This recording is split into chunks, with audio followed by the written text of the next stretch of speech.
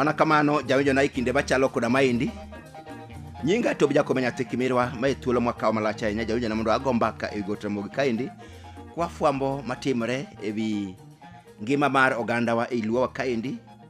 To juogi mag Got Ramogi bende kologi ng'ade rieko kaka nyalo konyo oganda kalore kod kaka piny dhi e dak mar oganda. Nyinga Tobi jakomenya wan kod Okinja makambo kaendi. Okinja okang'eyo to wi got wachango kawuono. Wuod komenya got to ber ting'e ni ka polo dudo kendo koth neno mang'eny. To juogi neno ni koro nyikwa Ramogi orango chwiri. Ting'e ni ka jorango chwiri mano nyiso ni kinde pur. Koro pur ni to Ramogi noluoro kech. Ing'e ni kech en chan. To Ramogi Ajwang' noluoro gimiluongo ni chan. Koro ne oganda Ramogi Ajwang' tiyo matek kinde ma koth chwe. To oganda wa masani ing'e ni nowe chike Ramogi Ajwang'. Koro kata ka koth chwe kata koth ok chwe piny romre ni kwa Ramogi. Koro mama omiyo kawuono juok Ramogi Ajwang' owacho no Okinja makambo bola ne chika par matayo oganda Ramogi Ajwang' tung pinj Ramogi Ajwang' duto. Ing'e chike kogol to tayo jo Homa Bay County, tayo jo Siaya County, Migori County nyaka Kisumu. Kamano. Chike Ramogi Ajwang' onge ni ma Kisumu pogre gi chike en achiel. Chike en achiel. Chike mag Got Ramogi. Koro ka koth chwe to juogi neno ni nyaka gol chika par mata nyikwa Ramogi kinde koth. Kendo nyikwa Ramogi komako chike ma juogi dwa gologi to nere ni wang' ni yieng'o no bedie. Chik namba 1 nyakwa Ramogi Ajwang' matayi kinde ma koth chwe wacho ni nyaka ine ni odiochieng' ok orumo ma ok iketo kwer kata rapur e goki. Midhi limo puodho. Okinyi mangima nyaka odhiambo. Nyaka iketi rapur e goki. Kata ibaye e puodhi bende siro nding'i kirango puodho. Ing'e kata king'iyo juogi mag joka Ramogi. Gin juogi manodak machiegni gi pi. To koth te pi.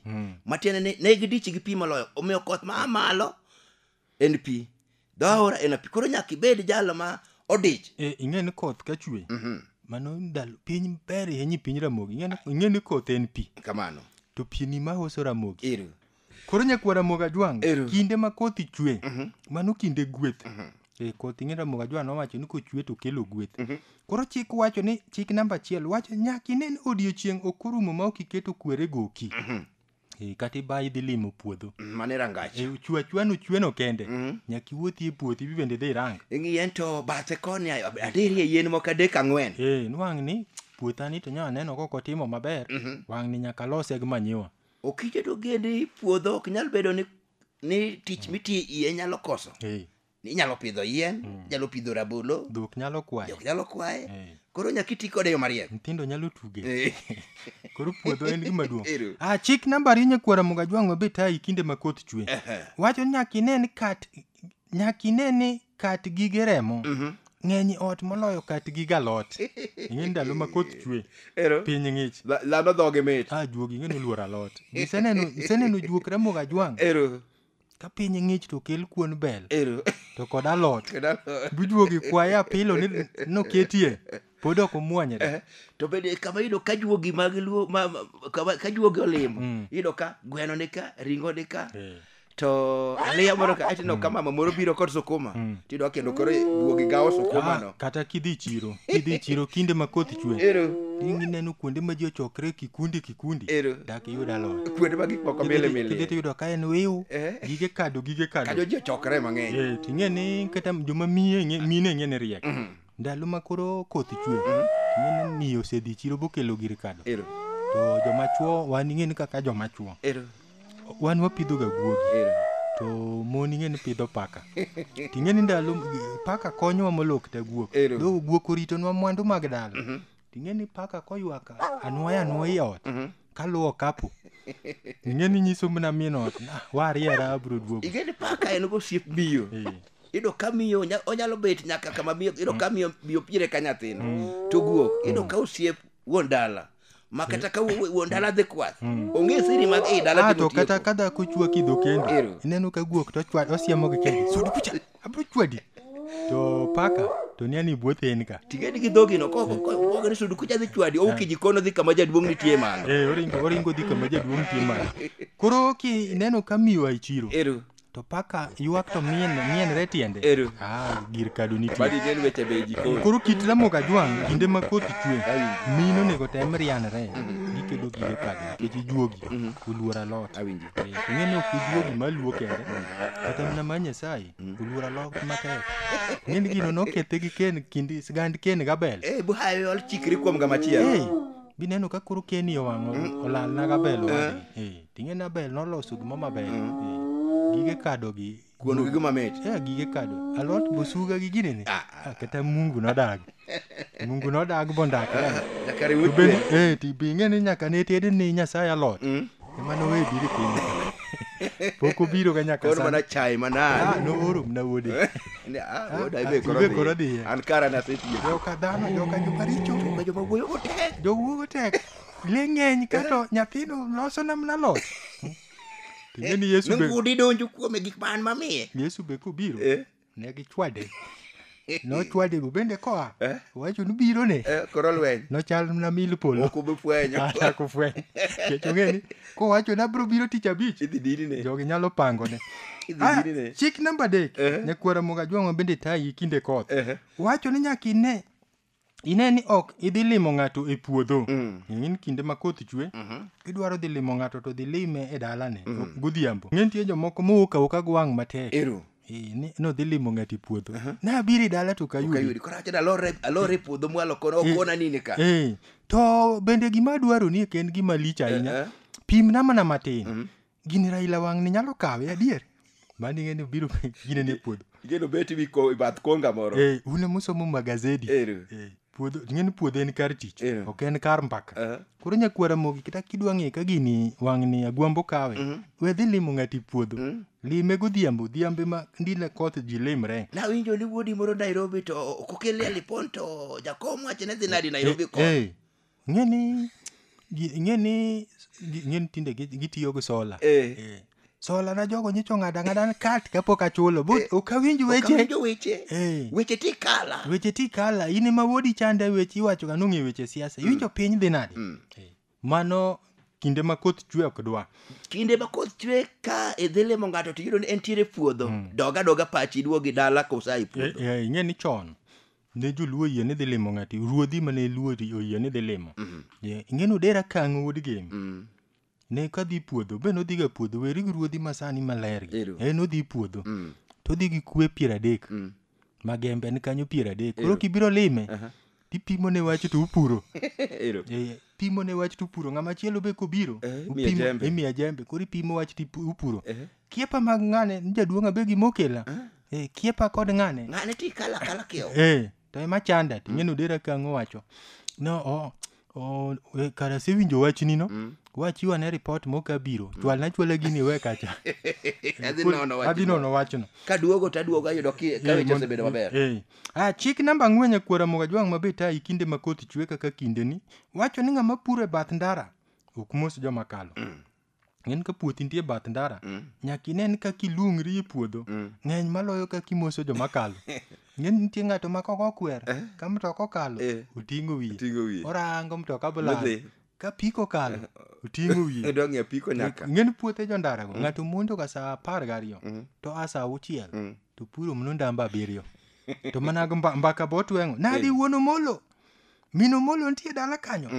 Ng'eni chik Ramogi Ajwang' dwaro ni ng'ama ni puodho kini bath ndara weku ng'iyo jogo makalo.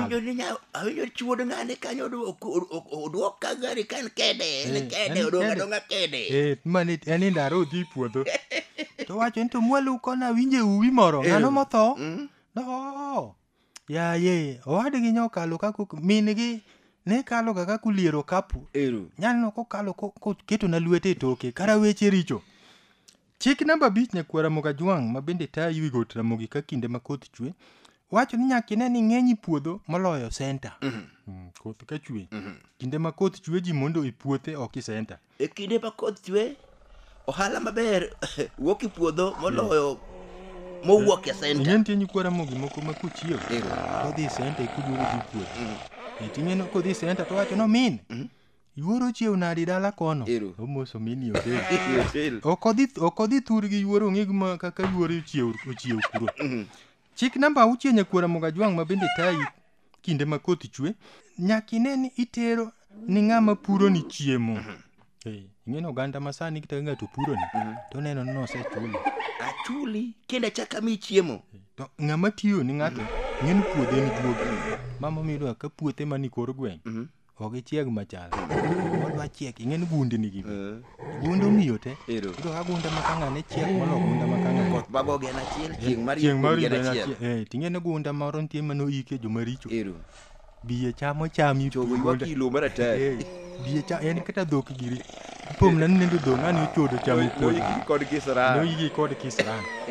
Koro nyikwara moga jwang' nyaka nikech timbe gi moko mano bali kor gweng'. Koro ikitra moga jwang' chon. Wadongo kwaneno ka kitra moga jwang' ka ng'ato puro ni to mibulo ne gweng'. Ng'ama puro ne ter ne galo. Ahinya ja chieng' tieko puodho. Chieng' tieko puodho bende nyaka bul ne gimoro. Kuono gi mamit. Chieng' machamo chiek bende nyaka luonge. Nyaka jakne bando moko adek ang'wen. Gor moko 20-30 moko. Ing'eni jok ma puro ni gaji. Juogi orocho riga. Inyalo do kowuok dala de. Odhi ng'iyo puoth ng'ato manodoyo.